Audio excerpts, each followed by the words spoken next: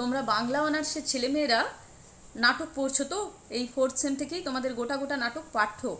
এই নাটক কাকে বলে? অবশ্যই নাটক বাংলা সাহিত্যের একটি অন্যতম মাধ্যম, কবিতা উপন্যাস ছোট গল্পের মতোই। কিন্তু এই নাটকের তো একটা সংজ্ঞা আছে।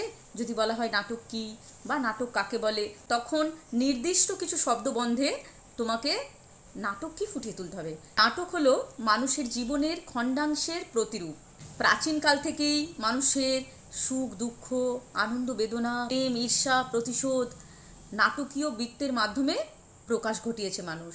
নাটক হলো একটি জীবন্ত সাহিত্য মাধ্যম। নাটককে জীবন্ত সাহিত্য মাধ্যম বলা হয় কেন?